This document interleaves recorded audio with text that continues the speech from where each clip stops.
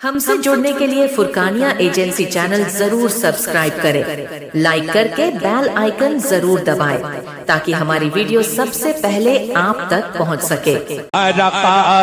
बनेगा असजद हमारा रहबर से आ रहेगा। पुकार सब भरे हैं और नारे तकबीर, पैंट गिरी जाते हैं, नारे तकबीर। अरे नारा लगाना बेहतर है, सवाब का काम है, लेकिन अपने आप को उस लायक बनाओ भी। ये नहीं कि खड़े हो जाओ, गैर कोई देखे तो कहे मुसलमानों में नारा लगाने वाले ऐसे ही है कि जिनका लिबास भी सही नहीं, चेहरा भी नहीं, और उसके बाद इस तरह के लोग आशिके रसूल हैं। मुसलमानों में कैसे आशिके रसूल हैं? नारा तो आशिके रसूल ही लगाता है, जिसके दिल में नबी की मोहब्बत होती वही लगाता है। तो दिल और जाहिर यकसा बनाने की कोशिश करो। बहरहाल जो बात मैं कह रहा था कि काबुली मुसलमान दिल्ली आया मिर्ज़ा गालिब की ज़ियारत के लिए, और जब उनके दरवाजे पर पहुंचा तो देखा मिर्ज़ा गालिब लिए शुरू किए थे इसे। उसने देखा तो वहाँ की ज़बान फारसी की है। उसने कहा, जनाबे आगा मुसलमान हस्ती व रेशमी तराशी। जनाबे आका तुम मुसलमान हो, दाढ़ी छील रहे हो, ताज्जुब कि मुसलमानों की दाढ़ी बना रहा है। तो मिर्जा गालिब ने कहा, भले रेशमी तराशम, हाँ मैं बाल छील रहा हूँ, दिले कसेरा नमी तराशम, मैं किसी का दिल नहीं छील रहा हूँ। तो काबुली मुसलमान ने कहा था, दिले रसूलुल्लाह हमी तराशी, तुम रसूलुल्लाह का दिल छील रहे हो, बाल नहीं दाढ़ी से छील रहे हो, बल्कि रसूलुल्लाह का दिल छील रहे हो। दिले रसूलुल्लाह मी तराशी, दिले रसूलुल्लाह मी तराशी, ये कह करके और वो अफगानी मुसलमान को एक चीख आई और बेहोश होकर जमीन पे गिर गया। जब होश आया तब मिर्जा गालिब के दिल की दुनिया बदल गई। मिर्जा गालिब रोने लगे और कहने लगे, मेरा अफगानी भाई, तू हमारा कोई मेहमान बन के नहीं आया, खुदा की कसम तू आज हमारे लिए कोई नसीहत का फरिश्ता बन के आया। और उसी दिन से मिर्जा गालिब रोए और अपने चेहरे पे नबी की सुन्नत को सजा लिया। तो ये लोगों, एक ज़माना था कि लोग ताज्जुब करते थे कि मुसलमान हो के दाढ़ी बना रहा है। इसलिए आप हजरात से गुजारिश है कि चेहरे पे दाढ़ी रख के सच्चे पक्के मुसलमान बन जाओ। मैंने एक वीडियो पढ़ी थी, एडियो की वीडियो, क्या कुछ पढ़ा था मैंने मोबाइल पे, तो उस पे किसी ने हुजूर मुफ्ती आज़म हिंद अलैहिर्रहमा आला हजरत के साहिबजादे हैं, उनसे किसी ने पूछा था, हुजूर दाढ़ी बनवाना कैसा है? तो हजरत ने फरमाया कि दाढ़ी बनवाना मस्जिद गिराना दोनों बराबर है। अरे तब हजरत ने फरमाया, दाढ़ी भी इस्लाम की निशानी और मस्जिद भी इस्लाम की निशानी है। आप कहीं जाओ, ट्रेन में जा रहे हो, कोई गांव मिले और मस्जिद का मीनारा जब नजर आता है तो समझ लिया जाता है यहाँ मुसलमान मौजूद है। तो मस्जिद इस्लाम की निशानी, दाढ़ी भी इस्लाम की निशानी। इसलिए ऐ लोगों, अपने चेहरे को मुनव्वर बनाओ और नबी के सच्चे पक्के गुलाम बन जाओ। तो गुलामी ये सबसे बड़ी दौलत है। आखिरी बात कह के मैं तकरीर ख़त्म कर रहा हूँ कि हुजूर के एक सहाबी थे जिनका नाम है सफीना।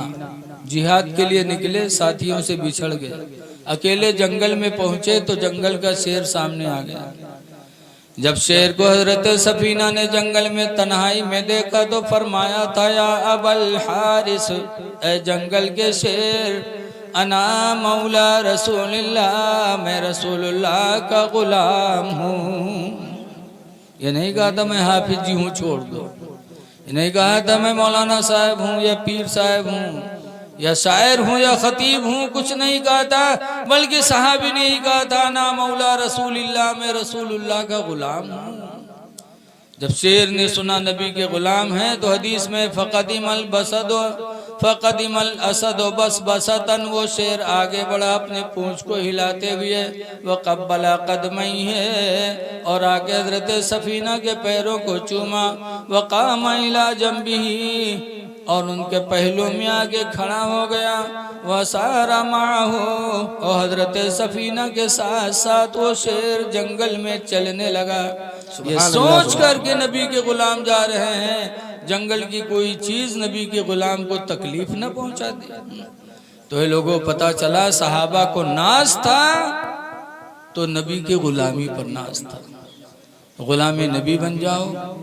हमारी माँ बहनें भी ऐसा लिबास पहने जिससे लगे कि एक इस्लाम की खातून जा रही है। लेकिन आज पहनी है नकाब और फिर बंधी है कमर में यहाँ रस्सा, लागत है डांका डाले जाते को। जब रस्सा डाल लिया कमर में तो नकाब की तुमने बेइज्जती कर दी। नकाब क्यों इजाद हुआ था? ताकि बदन का नीचा ऊंचा हिस्सा सब अंदर छुप जाए।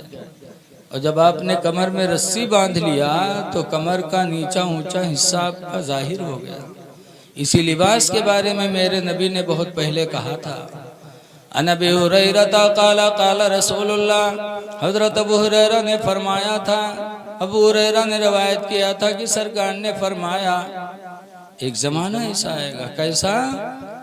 कासियातुन, औरतें लिबास पहने होंगी, आरियातुन, फिर भी नंगी होंगी, मुमीलातुन माइलात, अपना दिल दूसरे को दे बैठेंगी और दूसरे का दिल खुद ले बैठेंगी।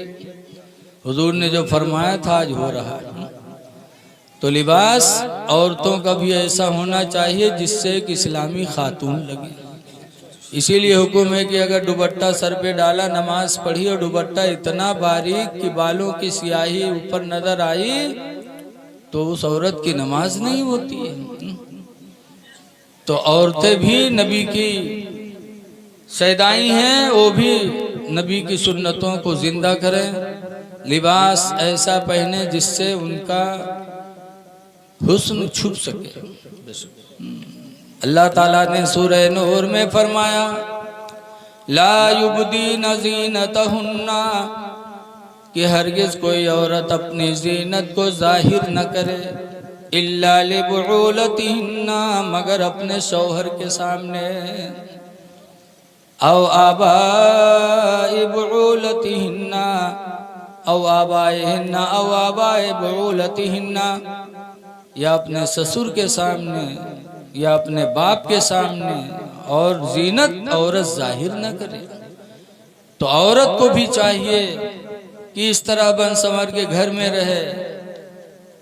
इसीलिए कुरान में वलियदरिबना बिखुमारिहिन्ना अला जुयूबिहिन्ना, कि चाहिए कि औरत अपने दुपट्टे को अपने सीने पे डाले, सर पे भी डाले, सीने पर, ताकि उस पर भी किसी की निगाह गलत न उठ सके।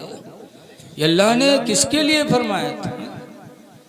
कहीं अल्लाह फरमाता वला यदरिबना बिअरजुलिहिन्ना, कि कोई औरत अपने पैर को घर में जमीन पर जोर से न रखे, लियुलिमा मा युख्फीना मिन ज़ीनतिहिन्ना, कि कहीं ऐसा न हो कि उसके जेवर के बजने की आवाज किसी गैर मुहरिम के कान में न पहुंच जाए।